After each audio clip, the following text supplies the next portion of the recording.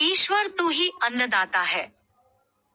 किसी राज्य में एक प्रतापी राज्य हुआ करता था। वो राजा रोज सुबह उठकर पूजा पाठ करता और गरीबों को दान देता। अपने इस उदार व्यवहार और दया की भावना की वजह से राजा पूरी जनता में बहुत लोकप्रिय हो गया था। रोज सुबह दरबार खुलते ही राजा के यहाँ गरीब और भिखारियों की लंबी लाइन लग जाती थी। राजा हर इंसान को संतुष्ट करके भेजते थे। किशन और गोपाल नाम के दो गरीब भिखारी रोज राजा के यहाँ दान लेने आते।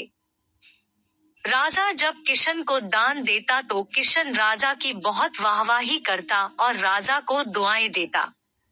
वहीं जब राजा गोपाल को दान देता तो वह हर बार एक ही बात बोलता, हे ईश्वर तू बड़ा दयालु है, तूने मुझे इतना सब कुछ दिया। राजा को उसकी बात थोड़ी बुरी लगती। राजा सोचता कि दान मैं देता हूँ और ये गुणगान उस ईश्वर का करता है। एक दिन राजकुमारी का जन्मदिन था। उस दिन राजा ने दिल खोलकर दान दिया। जब किशन और गोपाल का नंबर आया तो राजा ने पहले किशन को दान दिया और किशन राजा के गुणगान करने लगा, लेकिन राजा ने जैसे ही गोपाल को दान दिया वो हाथ ऊपर उठा के बोला, हे ईश्वर तू ही अन्नदाता है, आज तूने मुझे इतना दिया, इसके लिए प्रभु तुझे धन्यवाद देता हूँ। राजा को यह सुनकर बड़ा गुस्सा आया। उसने कहा कि गोपाल, मैं रोज तुम्हें दान देता हूँ, फिर तुम मेरे बजाय ईश्वर का गुणगान क्यों करते हो?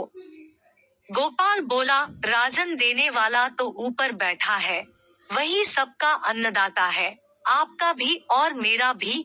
यह कहकर गोपाल वहां से चला गया। अब राजा ने गोपाल को सबक सिखाने की सोची। अगले दिन जब किशन और गोपाल का नंबर आया तो राजा ने किशन को दान दिया और कहा, किशन मुझे गोपाल से कुछ बात करनी है, इसलिए तुम जाओ और गोपाल को यहीं छोड़ जाओ।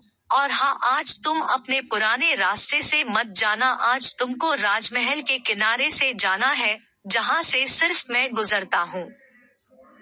किशन खुशी खुशी दान लेकर चला गया।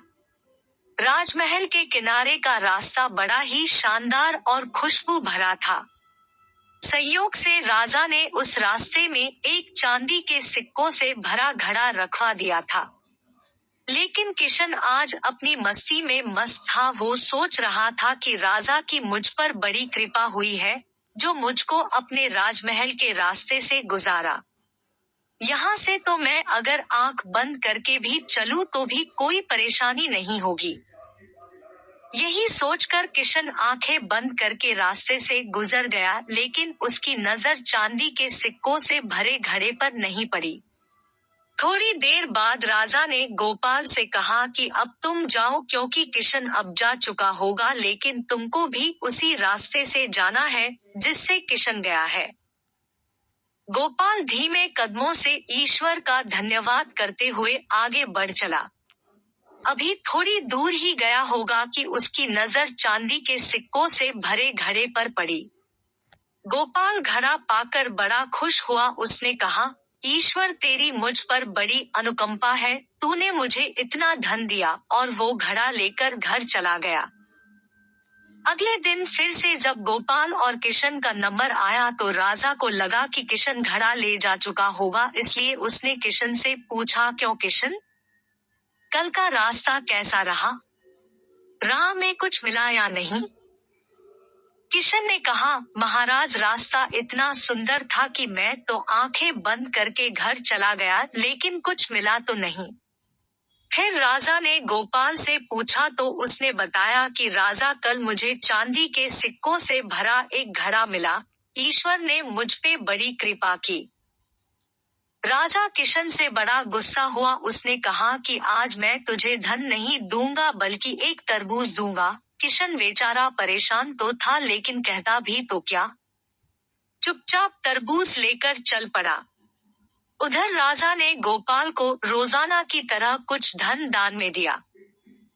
किशन ने सोचा कि इस तरबूज का मैं क्या करूंगा, और यही सोचकर वो अपना तरबूज एक फल वाले को बेच गया।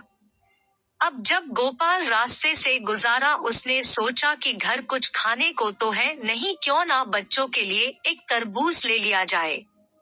तो गोपाल फल बेचने वाले से वही तरबूज खरीद लाया जिसे किशन बेच गया था।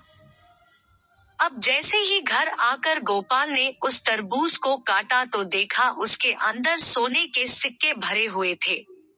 गोपाल ये देखकर बड़ा प्रसन्न हुआ और ईश्वर का धन्यवाद देते हुए बोला, हे ईश्वर, आज तूने मेरी गरीबी दूर कर दी, तू बड़ा दयालु है, सबका अन्नदाता है। अगले दिन जब राजा दान दे रहा था तो उसने देखा कि केवल अकेला किशन ही आया है, गोपाल नहीं आया। उसने किशन से पूछा तो किशन ने बताया कि कल भगवान की कृपा से गोपाल को एक तरबूज मिला जिसके अंदर सोने के सिक्के भरे हुए थे। वह गोपाल तो अब संपन्न इंसान हो चुका है। किशन की बात सुनकर राजा ने भी अपने हाथ आसमान की ओर उठाए और बोला, हे ईश्वर, वाकई तू ही अन्नदाता है, मैं तो मात्र एक जरिया हूँ, तू ही सबका पालनहार है। राजा को अब सारी बात समझ आ चुकी थी। दोस्तों, कैसी लगी आपको हमारी ये प्रेरक कहानी? अपने विचार जरूर व्यक्त करें। नीचे कमेंट बॉक्स में जाएं और अपने विचार हमें लिखकर जरूर भेजें। धन्यवाद।